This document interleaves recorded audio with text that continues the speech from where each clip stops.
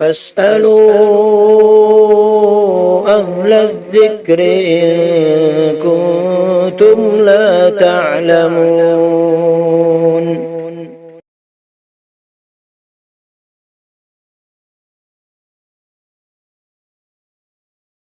نحمده ونصلی علی رسولہ الکریم اما بعد. گناہ جو ہے وہ انسان کو دنیا کے اندر بھی پریشان کرتا ہے اور آخرت کے اوپر اللہ تعالیٰ کی طرف سے دردناک عذاب کا بھی قرآن اور حدیث کے اندر اعلان کیا گیا ہے. ہم مسلسل گناہ کے دنیاوی نقصانات کے بارے میں سن رہے ہیں کہ گناہ کے دنیاوی نقصانات کیا ہیں، آدمی کن کن پریشانیوں سے گزرتا ہے اور آدمی کو کیا کیا پریشانیاں جھیلنی پڑتی ہے، اور اس کی وجہ سے پھر آدمی نہ جانے کیسے کیسے اور کس کس طرح کے راستے اختیار کرتا ہے. چنانچہ گناہ کا ایک سب سے بڑا نقصان یہ ہے کہ بندے کے دل سے جو ہے وہ اللہ تعالیٰ کی عظمت ختم ہو جاتی ہے. اگر اللہ تعالیٰ کی عظمت اور اس کی کبریائی اور اس کی بڑائی کا استحضار اگر انسان کے دل کے اندر ہو تو پھر وہ اللہ تبارک و تعالیٰ کے احکام کی اور نافرمانی اور اللہ تبارک و تعالیٰ کی جو ہے سرے منہ جو نافرمانی نہ کرتا. کیونکہ جب بندے کے دل کے اندر اللہ تعالیٰ کی عظمت، اللہ تعالیٰ کی ذات کا استحضار ہوتا ہے تو پھر بندہ جو ہے گناہ کرنے کے بارے میں 100 مرتبہ سوچتا ہے، اور پھر اس کے دل کے اندر اللہ تبارک و تعالیٰ کی عظمت اور اس کے ذات کے استحضار ہونے کی وجہ سے پھر وہ گناہ سے بچ جاتا ہے. اس لیے آدمی کو چاہیے کہ اللہ تعالیٰ کی ذات کا استحضار پیدا کرے اور اس کے لیے اللہ والا کی صحبت کے اندر جانا چاہیے، اپنے آپ کو ان کے سپرد کرنا چاہیے تاکہ وہ دل کی جو ہے وہ اس طرح کی سچائی کرتے ہیں، دل کو اس طرح بناتے ہیں کہ پھر وہ اس دل کے اندر اللہ تعالیٰ کی یاد پیدا ہو جاتی ہے، اللہ تعالیٰ کی ذات کا استحضار پیدا ہو جاتا ہے. لیکن اس کے بالمقابل اگر بندہ گناہ کا عادی بن جاتا ہے اور گناہ کے اوپر مصر ہو جاتا ہے، گناہ بار بار کرتا ہے، تو پھر اس گناہ کرنے کی وجہ سے اس بندے کے دل کے اندر سے اللہ تعالیٰ کی ذات کی عظمت ختم ہو جاتی ہے. اور پھر جب اللہ تعالیٰ کی ذات کی عظمت ختم ہو جاتی ہے تو پھر وہ بندہ اللہ تعالیٰ کی نظروں کے اندر ذلیل ہو جاتا ہے، اور جب اللہ تعالیٰ کی نظروں کے اندر ذلیل ہو جاتا ہے تو پھر اللہ تعالیٰ اس کو بندوں کے اور مخلوق کی نظر کے اندر بھی اللہ تعالیٰ ذلیل کر دیتے ہیں. تو جب گناہ آدمی کرتا رہتا ہے تو پھر اللہ تعالیٰ کی عظمت ختم ہوتی ہے، اور جب اللہ کی عظمت ختم ہوتی ہے تو پھر بندہ گناہ کرنے کے اندر کبھی سوچتا نہیں ہے، وہ بے دھڑک اور بلا جھجک جو ہے گناہ کر بیٹھتا ہے، اور پھر اس گناہوں کی وجہ سے طرح طرح کی آفتوں اور مصیبتوں کے اندر مبتلا ہو جاتا ہے. چنانچہ گناہ کا ایک نقصان یہ بھی ہے کہ آسمان سے بلاؤں کا ہجوم نازل ہوتا ہے. یعنی جب انسان جو ہے گناہ کرتا ہے تو اللہ تبارک و تعالیٰ کی طرف سے اس کو مصیبتوں کے اندر ڈال کر، تکلیفوں کے اندر ڈال کر اس کو آزمایا جاتا ہے. قرآن کریم کے اندر اس کے بارے میں صاف ارشاد ہے وَمَا أَصَابَكُم مِّن مُّصِيبَةٍ فَبِمَا كَسَبَتْ أَيْدِيكُمْ وَيَعْفُو عَن كَثِيرٍ، کہ جو کچھ دنیا کے اندر مصیبتیں آفتیں نازل ہوتی ہیں وہ انسان کے اپنے کرتوت اور اپنے گناہوں کی وجہ سے آتے ہیں. اور ایسا نہیں ہے کہ اللہ تعالیٰ ہر گناہ کے اوپر پکڑ کرتے ہیں، بلکہ اللہ تبارک و تعالیٰ اکثر و بیشتر گناہوں سے نظر انداز کر لیتے ہیں اور معاف فرما دیتے ہیں. اگر اللہ تعالیٰ ہر ایک گناہ کے اوپر انسان کو پکڑنا شروع کر دے تو انسان کے لیے روئے زمین کے اوپر جینا مشکل ہو جائے. حضرت علی رضی اللہ تعالیٰ عنہ فرماتے ہیں کہ دنیا کے اندر جو کچھ بھی بلائیں اور مصیبتیں نازل ہوتی ہیں وہ انسان کے گناہوں کی وجہ سے ہوتی ہے، اور جو کچھ دور ہوتی ہے مصیبتیں اور آفتیں وہ انسان کے توبہ کرنے کی وجہ سے ہوتی ہے. اس لیے آدمی کو چاہیے کہ گناہ سے جتنا ہو سکے اپنے آپ کو بچائے. اسی لیے اللہ تبارک و تعالیٰ قرآن کریم کے اندر دوسری جگہ یہی ارشاد فرماتے ہیں کہ ذَلِكَ بِأَنَّ اللَّهَ لَمْ يَكُنْ مُغَيِّرًا نِعْمَةً أَنْعَمَهَا عَلَىٰ قَوْمٍ حَتَّىٰ يُغَيِّرُوا مَا بِأَنفُسِهِمْ. یعنی اللہ تبارک و تعالیٰ جو ہے جب کہ کسی قوم کو اور کسی برادری کو اور کسی معاشرے کو کوئی نعمت عطا فرماتے ہیں، اور انسان کو جب نعمتیں عطا فرماتے ہیں تو جب تک انسان اس کی قدر کرتا ہے اللہ تبارک و تعالیٰ کی طرف سے اس کے اندر برکتیں نازل ہوتی ہیں. لیکن جب وہی انسان اس نعمت کی ناقدری کرتا ہے تو پھر اللہ تبارک و تعالیٰ اس کے بالمقابل حالات بھی ایسے پیدا کرتے ہیں کہ پھر وہ نعمتیں چھین جاتی ہیں، اور اس کے مقابلے میں اس کے اوپر مصیبتیں اور دنیاوی نقصانات اور آدمی کو پریشانیوں کے اندر اللہ تبارک و تعالیٰ مبتلا کرتے ہیں۔ اسی طرح گناہ کا ایک نقصان یہ بھی ہے کہ بندے کو جو ہے برے القاب سے پھر بلایا جاتا ہے۔ جس طرح نیک بندے کو، اللہ کے نیک بندوں کو اللہ تبارک و تعالیٰ کی طرف سے لوگوں کے دلوں کے اندر محبت ڈال کر اس کو اللہ والا کے طور پر یاد کیا جاتا ہے، نیکوکار کی لسٹ کے فہرست کے اندر اس کو شامل کیا جاتا ہے۔ اسی طرح جو ہے اللہ تبارک و تعالیٰ کی طرف سے اس کو جو ہے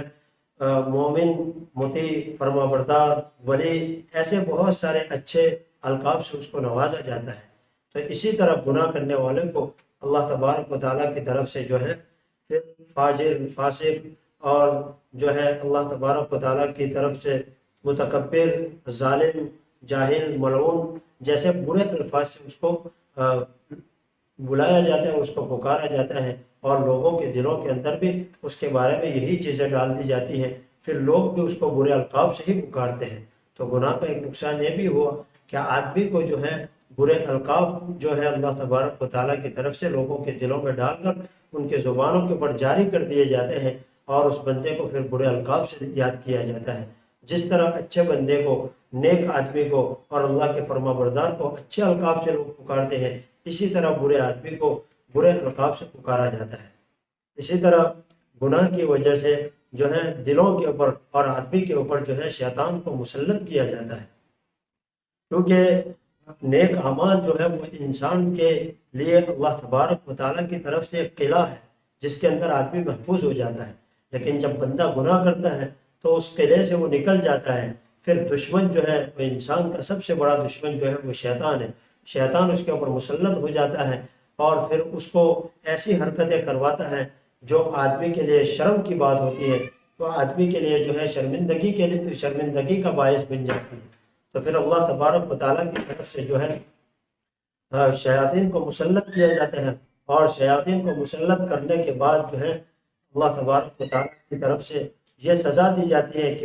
اس کے ذریعے سے اللہ تبارک و تعالیٰ جو ہے اللہ کے نافرمانی والے اعمال، اللہ کو ناراض کر دینے والے اعمال کروائے جاتے ہیں۔ تو شیاطین کا مسلط ہونا یہ گناہ کا سب سے بڑا نقصان ہے کہ آدمی کے اوپر ہر وقت جو ہے حدیث پاک کے اندر آتا ہے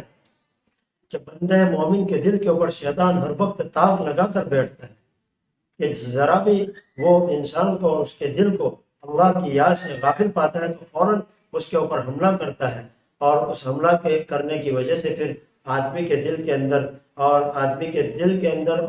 کے اندر جو ہے وساوس جو ہے پیدا ہوتے ہیں اور وساوس جنم دیتے ہیں۔ اس لیے آدمی کو چاہیے کہ گناہوں سے اپنے آپ کو پاک اور صاف رکھے، دلوں کی صفائی کرواتے رہیں، توبہ کے ذریعے دلوں کی صفائی کریں، کیونکہ گناہ کرنے کی وجہ سے انسان کے اوپر شیاطین مسلط ہو جاتے ہیں۔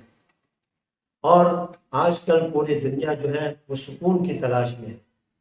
گناہ جو ہے وہ انسان کے دل کے سکون کو ختم کر دیتا ہے، اطمینان قلب انسان کا جاتا رہتا ہے۔ جس طرح قرآن کریم کے اندر اللہ تبارک و تعالیٰ نے فرمایا الا بذکر اللہ تطمئن القلوب، کہ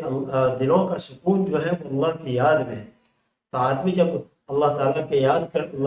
یاد کے اندر لگتا ہے، اللہ کا ذکر کرتا ہے، گناہوں سے بچتا ہے، نیکوکاری کی زندگی گزارتا ہے، اللہ تعالیٰ کو راضی کرنے والے اعمال کرتا ہے، تو اللہ تعالیٰ اس کے دل کے اندر سکون پیدا کرتے ہیں۔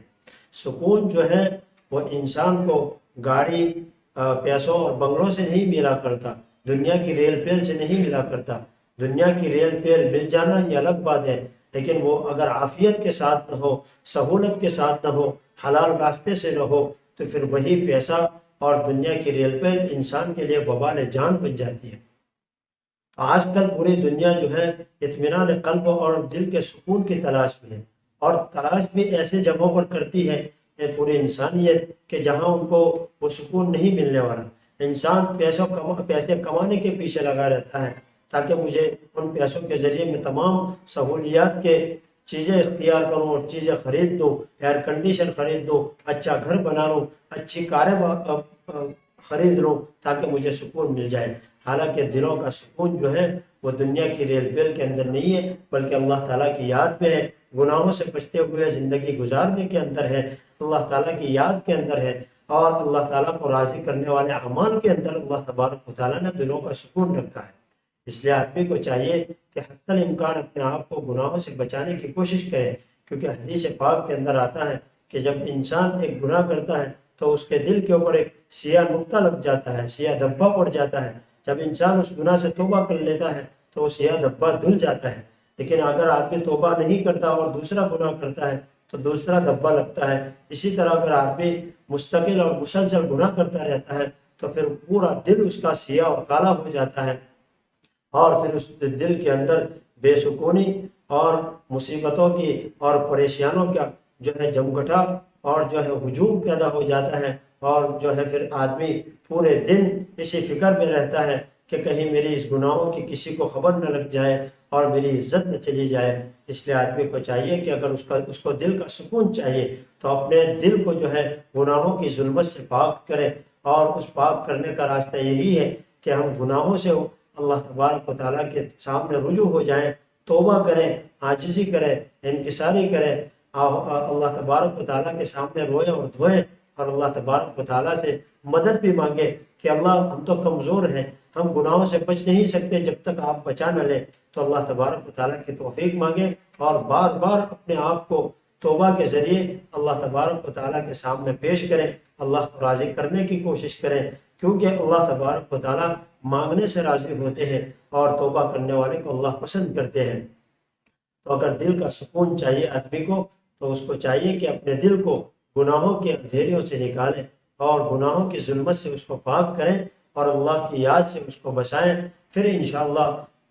فوراً ہمارا دل جو ہے وہ سکون محسوس کرے گا، اور ہم بھی اپنی زندگی کے اندر سکون محسوس کریں گے۔ اللہ تبارک و تعالی ہمیں پرسکون زندگی نصیب فرمائے اور گناہ اور معصیت والی زندگی سے ہماری پوری حفاظت فرمائے۔ وآخر دعوانا ان الحمد للہ رب العالمین۔